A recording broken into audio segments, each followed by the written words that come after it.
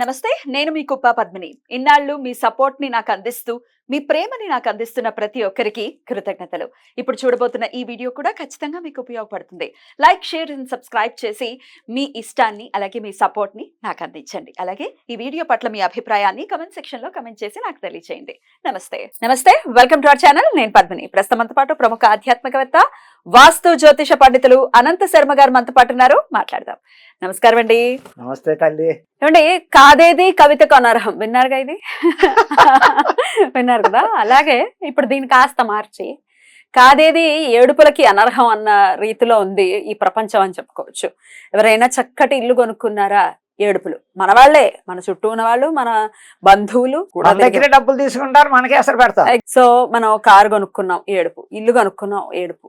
పిల్లాడికి చక్కగా ర్యాంకులు వచ్చాయి, ఏడుపు. చక్కగా చిలకా గోరింకల్లాగా కొత్తగా పెళ్ళైన జంటను చూస్తే కళ్ళల్లో నిప్పులు పోసుకున్నా పర్వాలేదు, ఆ మనిషి తడిచిపోయేలా ఏడుస్తూనే ఉంటారు. ఆ బట్ట తడిచిపోవాలి.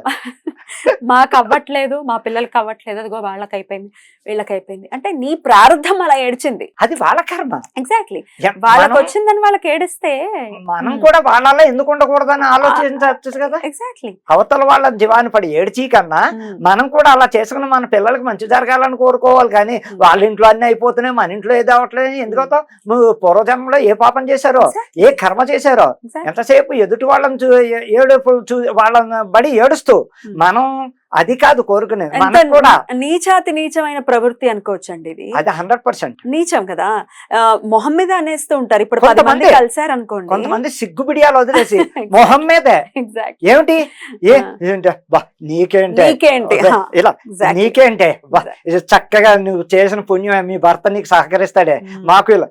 అదే నువ్వు అలా నడు, నీ ప్రవర్తన మార్చుకో.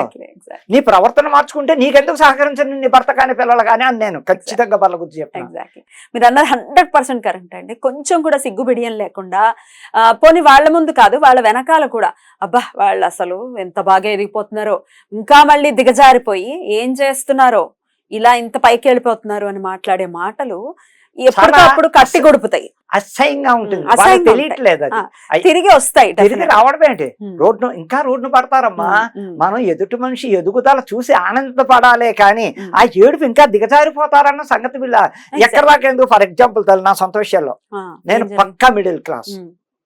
చిన్నప్పుడు గతాలు వేరు, అన్ని ఉన్నాయి, అన్ని అనుభవించేసి అయిపోయింది. నా వయసు వచ్చి పెళ్ళేసారి నేను మిడిల్ క్లాస్ పక్కా. కానీ ఓదాతనంతో రాజాలాగా ఉంటాను. ఎవరిని నేను లెక్క చేయను, పట్టించుకోను. కానీ నన్ను చూసే ఎప్పుడు తెల్లబాట్లు వేసి నీట్ గా ఎమ్మ ప్లేట్ లో పోతాడు, ఏసీ ట్రైన్ ఎక్కుతాడు. ఎక్కడి నుంచి వస్తుంది వీడికి ఈ వృత్తి మీద ఎంత సంపాదిస్తున్నాడా? ఏమో నా వాళ్లే నన్ను చూసి ఏడుస్తారమ్మా. ఫ్లైట్ ఎక్కుతున్నావు, అవునా? ఇప్పుడు మా నాన్నే ఎక్కలేదు, అది వాడి కర్మ, నేనేం చేయను. వాడి మొహం లేదు. వాళ్ళ నాన్నగట 10 లక్షలు వస్తుంటే ఇప్పుడు దాకా వాడికి ఎక్కడం కాదు, రూపాయి ఖర్చు పెడితే ఏమైపోతాడు, దరిద్రం అనుభవిస్తున్నాడు. కష్టపడి సంపాదించుకున్నది వాడి కర్మ, నేనేం చేయను. నాకు అమ్మవారు ఇచ్చింది, నాకు రాజ్యాల బతకాలను, చచ్చిదాకా రాజ్యాల బతకాలంది. నేను చక్కగా నా కష్టార్జితం నేను నా ఇష్టం చేసుకుంటా. నువ్వెందుకు నా జీవాన్ని పడి ఏడుస్తున్నావు అని నేను ఖచ్చితంగా అడుగుతున్నాను. రైట్. ఇది సర్వసాధారణం, ఇది అందరూ ఎదుర్కొనేదే సమస్య. మీరు కూడా అతీతులు కాదు.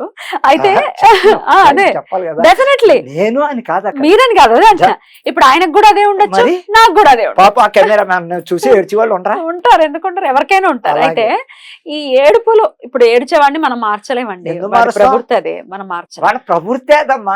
ఏడుపు మనకి తగలకుండా ఉండాలంటే ఏం చేయాలి? అదే మనం చేసుకునేది ఎప్పుడు కూడా అవతల వాళ్ళ నరదిష్టి తగలకుండా కొన్ని ఇంట్లో చేయవలసినవి కూడా ఉన్నాయి. ఇది ఈ నిమ్మకాయ ఇది కాకుండా కొబ్బరికాయ మీద ఆర్తికర్పూరం పెళ్లి కాకుండా లోపల కూడా చేసుకునేవి. ఒకసారి అది కూడా చెప్పండి, కొబ్బరికాయ ఏంటి? అదే ఇప్పుడు బాగా మన మొహాలు చూసి, మన ఇంటిని చూసి, మన ఓదాతానాన్ని చూసి ఏడ్చి వాళ్ళకి, మన ఇంటి ఎదురకుండా ఉన్న వాళ్ళకి కానీ మనం తెల్లవారుగా రాత్రి పడుకునేటప్పుడు కొబ్బరికాయ మీద కర్పూరం పెట్టి 3 చుట్లు చుట్టి సింహద్వారానికి కొట్టేసి 2 పక్కలా పెట్టేయడం. అలాగే ఒక నిమ్మకాయ చక్కగా తిప్పి 2 ముక్కలు చేసి ఓ పక్క పసుపు, ఓ పక్క కుంకుమ బాగా అద్దేసి 2 గడపలకి ఇలా 2 చేతులతో ఇలా పెట్టాలి కానీ ఇలా వెళ్ళి గడప అవతలకి వెళ్ళి పెట్టాలి కానీ గడప లోపల నుంచి పెట్టకూడదు. గడప అవతలకి వెళ్ళి 2 చేతులు పైన ఉంటుంది, అలా పెట్టేసి నమస్కారం నాయన మా ఇంటికి ఏడుపులు ఎక్కువైపోయాయి మనసులో తలుచుకునే, ఇవంతా నువ్వే చూసుకో. అలాగే ఇంకో శాస్త్రం కూడా ఉంది. ఇంట్లో గడపకి అదే మన వీధి గడపకి 11 గోమతి చక్రాలు, 11 గోమతి చక్రాలు ఒక తెల్లని బట్టలో కట్టిపోవచ్చు, ఒక టవలే కట్ చేసి చక్కగా జేబులు మళ్ళంత దాంట్లో ఓ 11 గోమతి చక్రాలు చక్కగా బట్టలు వేసి ఇంత పసుపు కుంకం వేసి ఓ రూపాయి కాయను వేసి దాన్ని చక్కగా మడత పెట్టి 3 ముళ్ళు వేసి వీధి గడపకి ఈశాన్యంలో మేకుకి పెట్టినా కూడా కొంచెం కొంచెం ఇంట్లో బాధలు తొలుగుతూ ఉంటాయి, అవతల వాళ్ళ బాధలు మనకు తగ్గుతూ ఉంటాయి. అలాగే శాస్త్రం లక్ష్మీ గవ్వలు, ఒక 4 లక్ష్మీ గవ్వలు, చక్కటి గవ్వలు గోధుమ కలర్ లో ఉన్నవి చిన్న గవ్వలు తీసుకుని మన దేవుడి మందిరంలో చిన్న ప్లేట్ వేసి అందులో కూడా ఆ గవ్వలు ఓపెన్ గా పెట్టి రోజు పూజ టైంలో ఇంత కుంకం వేసి దండం పెట్టుకోవచ్చు. ఇంకొక శాస్త్రం, ఇంకా ఏడుపులు ఎక్కువైపోతున్నాయి రాను, నల్ల జీడి గింజలు. నల్ల జీడి గింజలు ఎక్కడ దొరుకుతాయి? ఏ షాప్ లోనే పూజా షాప్ లో దొరుకుతాయి, దొరకని ప్లేస్ లేదు. నల్ల జీడి గింజలు తీసుకోవడం రోజు, ఏది కొన్ని రోజులు, రోజు అంటే ఓ 10 రోజులు 15 రోజులు, రోజు ఆ నల్ల జీడి గింజని చితక్ కొట్టేసి హాల్లో చితక్ కొట్టేసి అలా కాలుతో నలిపితే కూడా అవతల వాళ్ళు ఏడుపులు పోతూ ఉంటాయి. ఈ నల్ల జీడి గింజ నుంచి వచ్చేటటువంటి ఈ రసం ఏదైతే ఉందో అది స్కిన్ మీద పడితే అవును స్కిన్ ఇబ్బంది పడుతుంది అనేది విన్నాను నేను. అవును కరెక్టే, కానీ చెప్పుతో తొక్కాలి. ఆహా. మీరన్నట్టు తోలు ఊడిపోతుంది. అవునా అజ్జే. అమ్మ బాబోయ్. నిజం, ఆ. జీడి కింద ఏదైనా సరే పచ్చిదమ్మామలుగా అమ్మా అది ఏమవుతుందంటే చేతికి ఒలిచేటప్పుడు కూడా నల్ల పడిపోయి తోలు ఒక్కొక్కరికి స్కిన్ ఎలర్జీ వస్తుంది పాపం.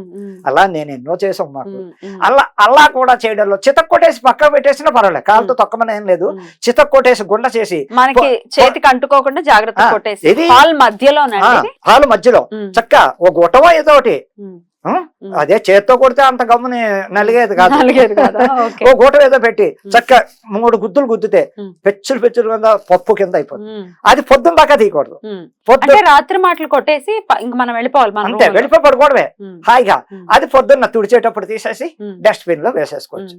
ఇలా కూడా ఎన్నో ఉన్నాయి ఇంటికి చేయవలసిన శాస్త్రాలు. నల్ల జీడి గింజ నేను ఎప్పుడో విన్నాను, కానీ దీని గురించి ప్రత్యేకంగా తెలియదు, ఎప్పుడు చూడలేదు కూడా. ప్రయోగాలను కూడా అరికడుతుంది, ప్రయోగాల్ని కూడా అడిగారు. బో చాలా పవర్ఫుల్. చక్కగా అలా చేసుకోవడం వల్ల కూడా ఎదుటి వాళ్ళ ఏడుపులు మన గడపకి మనకి తగలకుండా కొంచెమైనా మనం కాపాడగలుగుతాము.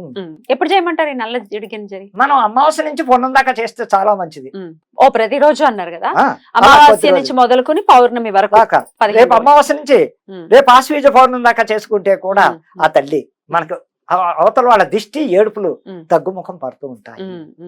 Right right. ఇలా చేసుకుని దాన్ని మనం బయటపడేయడమే కదండి. బయటపడేయడం జేబులో పెట్టే తిరగకూడదు. మీరేమో బ్యాగ్ లో పెట్టుకుని నేను జేబులో పెట్టుకుంటే ఏముంది, ఇంకా ఏం పోతుంది, అది పోతుంది. బయటపడాలి, నెక్స్ట్ టైం మార్నింగ్ తీసేసి బయటపడేయాలి. రైట్ అండి, డెఫినెట్ గా ఈ ఏడుపుల నుంచి బయటపడాలి. అలాగే ఇంకొక ప్రాక్టికల్ గా చేసుకునేటటువంటి విషయం కూడా ఉంది. మన జీవితాన్ని బహిర్గతం చేయటం అనేది ఇప్పుడు అలవాటైపోయింది. ఫోన్లలో వాట్సాప్ లో పెట్టేయటము ఇవి చేస్తున్నాం కదా, అవి మానుకుంటే బెటర్ అంటారా? 100%. లేదంటే జీవితానికి అవతల వాళ్ళకి లోకువైపోతారు. ఇంకోటి కూడా అస్తమానం మన గొప్పల వాళ్ళకి చెప్తుంటే కూడా మన ఎదుగుదల తగ్గిపోతూ ఉంటుంది. అవునా? ఖచ్చితంగా. మనం ఏం చేస్తున్నాం, ఎవరో ఫోన్ చేశారు, ఏం చేస్తున్నాం, ఏదో పని మీద ఉన్నాను, ఏదో ఇంట్లో అవి ఇవి తప్ప కదా చేసుకోవాలి, ఆఫీసుకు పోవాలి, అంతవరకు వెళ్ళాలి. కానీ ఇంకా ఏవేవో గతాల నుంచి మన గొప్పలు, నేను ఈ బంగారం కొన్నా, ఈవేళ ఈ చీర కొన్నా, ఈవేళ అలా బాగుంటుందని చెప్తా. సూపర్. వ్యక్తిగత జీవితాలు బయటకు వెళ్ళకపోతే వ్యక్తి జీవితం బాగుంటుంది. బ్యూటిఫుల్, చాలా అద్భుతంగా వివరించారు. Thank you so very much అండి. నమస్తే.